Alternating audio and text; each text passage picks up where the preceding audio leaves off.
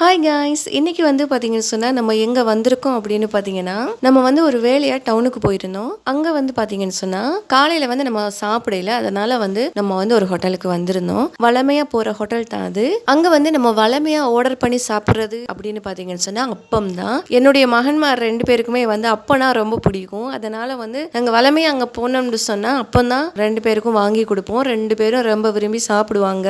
இங்கே வந்து நிறைய விதமான சாப்பாடு இருக்கு.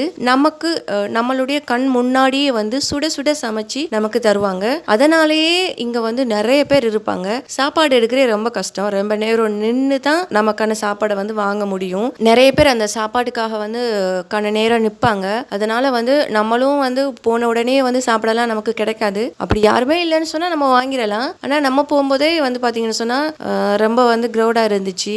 இங்க நிறைய வகையான சாப்பாடுகள் இருக்கு. அதனால பாத்தீங்கன்னு சொன்னா எப்போதுமே நம்ம அப்பம் தானே சாப்பிடுறது. அப்போ ஏற்கனவே சாப்பிட்டாச்சு. சரி, இன்னைக்கு வித்தியாசமா ஏதாவது சரி சாப்பிடலாம் அப்படின்னு சொல்லிட்டு தோசை ஆர்டர் பண்ணலாம் அப்படின்னு சொல்லிட்டு தோசை ஆர்டர் பண்ணினோம். தோசை வந்து நம்ம வந்து சாப்பிட்டு இருக்கிறோம். ஆனா நெய் தோசை சாப்பிட்டதே இல்லை. அப்போ நெய் தோசை இருக்கு, சாப்பிட்றீங்களான்னு கேட்டு எனக்கு வாங்கி கொண்டு தந்திருந்தாங்க. நான் மட்டுமில்ல, என்னுடைய 2 பேர் மகன்மார்களும் 3 பேரும் சேர்ந்து சாப்பிட்டோம். ஏற்கனவே 2 தோசை சாப்பிட்டோம். அது வந்து ரொம்ப நல்லா இருந்ததுனால அப்போ இன்னொன்று ஆர்டர் பண்ணி, அதுவும் ரொம்ப லேட் ஆகி தான் வந்துச்சு இன்னொன்னும். அதனால ரொம்பவே விரும்பி அவங்களும் சாப்பிட்டாங்க. எனக்கும் நல்லா இருந்துச்சு. திரும்ப இன்னொன்று சொல்லுங்க அப்படின்னு சொன்னா இன்னொன்று சொல்றதுக்கு ரொம்ப நேரம் ஆகுமா, ஏன்னா இன்னும் நிறைய பேர் அங்க லைன்ல நின்றுட்டு இருக்கிறாங்க அப்படின்னு சொன்னதுனால சரி அப்போ வந்து ஒரு உளுந்து வடை சொல்லுங்க அப்படின்னு சொல்லிட்டு ஒரு உளுந்து வடை வாங்கி அதோட சேர்த்து சாப்பிட்டோம். ஆனா பாத்தீங்கன்னா உளுந்து வடை கொஞ்சம் கொஞ்சம் என்ன சொல்றது, ஒரு கல்லுத்தன்மை மாதிரி இருந்துச்சு. ஆனா நல்லா இருந்துச்சு. ஆனா கொஞ்சம் கல்லுத்தன்மை இருந்துச்சு அதுல.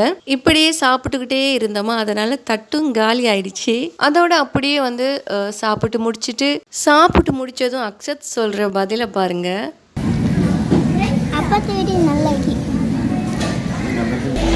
இது எப்படி இருந்துச்சு தெரியுமா? அப்பம் வாங்கி தரதுக்கு முன்னாடி நெய் தோசையை வாங்கி தந்திருந்தா நல்லா இருந்திருக்கும் அப்படின்ற மாதிரி இருந்துச்சு இந்த பதில்.